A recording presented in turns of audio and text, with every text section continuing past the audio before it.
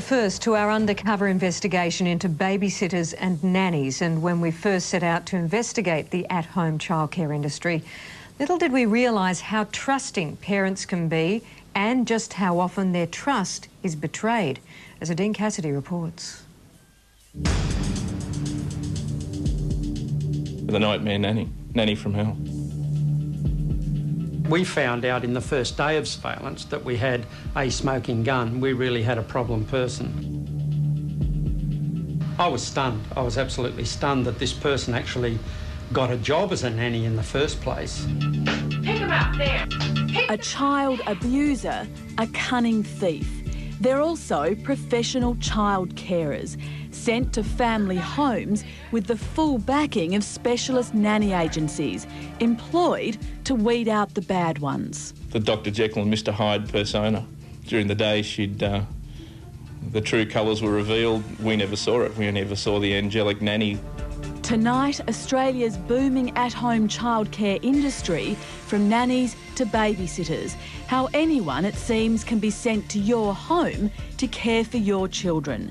Even one of our own staff members was sent with glowing recommendations. She was well practiced, and I guess we were trusting sort of people, maybe naive. When Peter and Katrina Moore interviewed this nanny, she presented perfectly. A mother herself and already vetted by a registered nanny agency, she had all the right paperwork. She'd cleared the Working for Children check and, according to the agency, she had impeccable references and credentials. Is Barney going to eat his breakfast? So the Moores, like most parents, believed paying fees to this agency ensured a detailed and vigilant screening process. But it clearly wasn't the case. Just a few months into the job, they discovered their nanny was nothing more than a thief, a drug addict. She was even driving the family car without a licence. We noticed some money missing. We noticed some jewellery missing. We noticed a video camera missing. Then she'd always be short of money, always have an excuse for not having done something that she should have done. So we started to put two and two together. We knew we had a thief, but we didn't know we had somebody that was perhaps supporting a drug habit. The Moores' worst fears were confirmed after they employed private investigator Warren Mallard, the head of Lyonswood Investigations.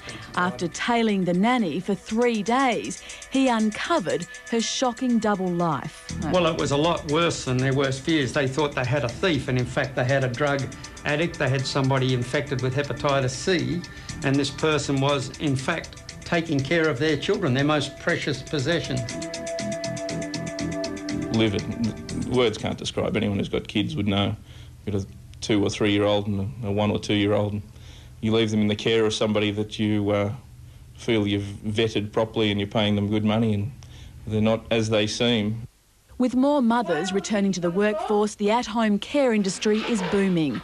It's estimated there are now 250 agencies operating around Australia.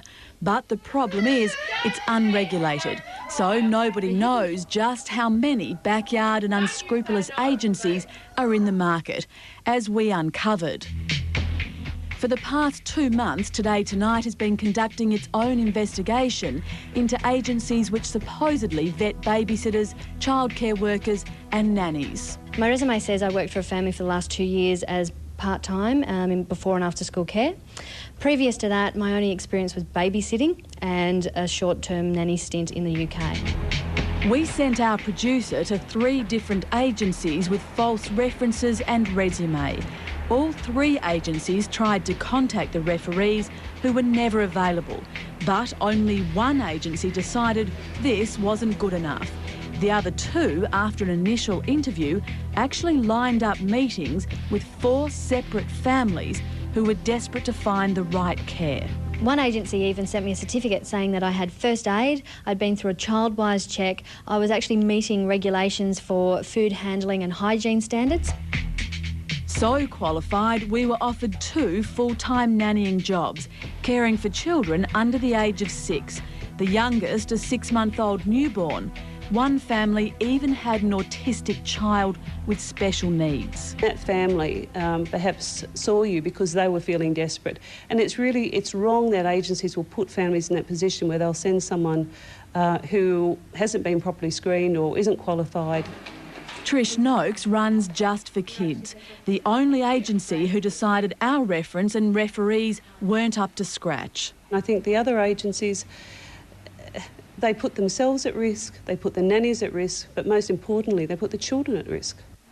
Like many in the industry, Trish Noakes believes it's time the federal government regulated childcare, introducing holiday pay, superannuation and leave entitlements would attract a better calibre of applicants and offer more protection for parents, as would compulsory qualifications and police checks.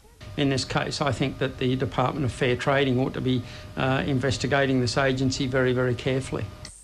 As for the nanny supposedly caring for the Moore's children, she was convicted of theft but walked away from the courts with a slap on the wrist and a $100 fine.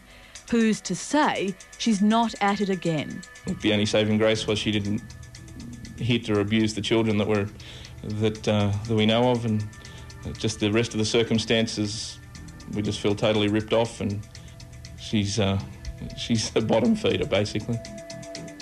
Ripped off is certainly an understatement. Adine Cassidy reporting there, and the producer was Cherie Gibson. And we'd like to hear about